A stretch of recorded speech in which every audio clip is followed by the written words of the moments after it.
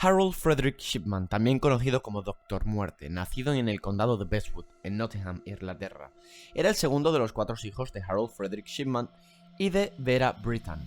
Sus padres de clase obrera eran metodistas devotos. Al crecer, Shipman demostró ser un excelente jugador de rugby en las ligas juveniles. Se destacó como corredor y en su último año de la escuela sirvió como vicecapitán del equipo de atletismo.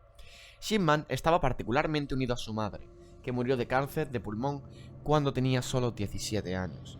De hecho, la muerte de su madre devino de una manera muy similar a lo que más tarde se convirtió en su propio modus operandi. Ella recibía una morfina administrada en casa por un médico. El 5 de noviembre de 1966, Shipman se casó con Primrose May Oxtoby. Tuvieron 4 hijos. Shipman estudió medicina en la Escuela de Medicina de Leeds y se graduó en 1970. Comenzó a trabajar en Pontefract General Infirmary, en Pontefract, Yorkshire Oeste, y en 1974 tuvo su primer puesto como médico general en el Centro Médico Abraham Ormerod, en Tottenham, al oeste de Yorkshire. En 1975 fue capturado falsificando prescripciones de betidina para su propio uso. Le multaron con 600 libras y fue obligado a asistir a una clínica de rehabilitación de drogas en York. Fue médico de cabecera en el centro médico de Donnybrook, ubicado en Hyde, cerca de Manchester. Shipman continuó trabajando como médico en Hyde durante la década de los 80, hasta que en 1993 fundó su propia clínica en Market Street, deviniendo como un miembro respetado dentro de la comunidad. En marzo de 1998, la doctora Linda Reynolds, que trabajaba en la clínica Brook Surgery en Hyde, justo enfrente de la clínica de Shipman, fue a visitar a John Pollan, el coronel del distrito de South Manchester, preocupada por los altos índices de mortalidad entre los pacientes de Shipman. El particular destacaba el gran número de incineraciones realizadas de expacientes de Shipman, en su mayoría mujeres mayores. El caso fue tomado en consideración por la policía, quien no tuvo, en primera instancia, suficientes pruebas como para arrestar a Shipman y levantar cargos contra él.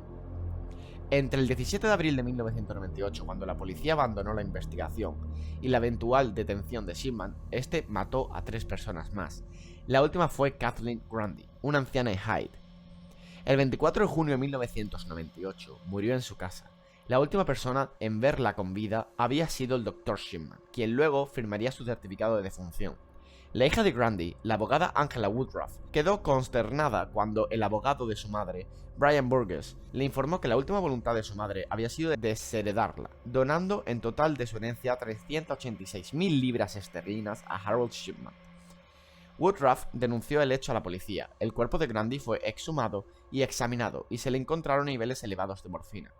Con estas pruebas, Shipman fue finalmente arrestado el 7 de noviembre de 1998. Tras este suceso, la policía comenzó a examinar otras muertes certificadas por Shipman y elaboró una lista de 15 mujeres sujetas a investigación. En los 15 casos hubo sobredosis de morfina y los certificados de defunción estaban firmados por Shipman. El juicio de Shipman, cuyo juez fue Mr. Forbes, comenzó el 5 de octubre de 1999. Shipman fue procesado por las muertes de Mary West, Ian Turner, Lizzie Adams, Jean Slivey y muchas más, ocurridas entre 1995 y 1998. El jurado deliberó 6 días y Shipman fue condenado el 31 de enero de 2000 por el asesinato de 15 de sus pacientes, a los que mató con inyecciones letales de morfina. El juez lo condenó a 15 cadenas perpetuas consecutivas y recomendó que nunca fuese liberado. 2 años después, el entonces secretario de gobierno David Blunkett aceptó la sentencia justo meses después de que el gobierno británico perdiera el poder de fijar las sentencias mínimas de los asesinos. En febrero de 2002, Harold Shipman fue expulsado del Registro Nacional de los Médicos Británicos. Shipman negó insistentemente su culpabilidad y nunca hizo declaraciones sobre sus actos. Su defensa intentó, en vano, que no se le procesara por el asesinato de la señora Grundy, alegando que no había motivo suficiente para inculpar a Shipman. Su esposa, Primrose, mantuvo firmemente la inocencia de su esposo, incluso después de su condena. Shipman es el único médico de la historia medicina británica encontrado culpable de asesinar a sus pacientes. El Dr. John Bodkin Adams fue acusado en 1957 de haber matado a 160 de sus pacientes durante un periodo de 10 años y posiblemente fue el antecedente para Shipman, pero fue absuelto. Shipman se ahorcó en su celda en la prisión de Wakefield a las 6:20 el 13 de enero de 2004, en víspera de sus 58 años, y fue declarado muerto a las 8:10. Algunos tabloides británicos expresaron alegría por su suicidio y alentaron a otro asesino en serie a seguir su ejemplo.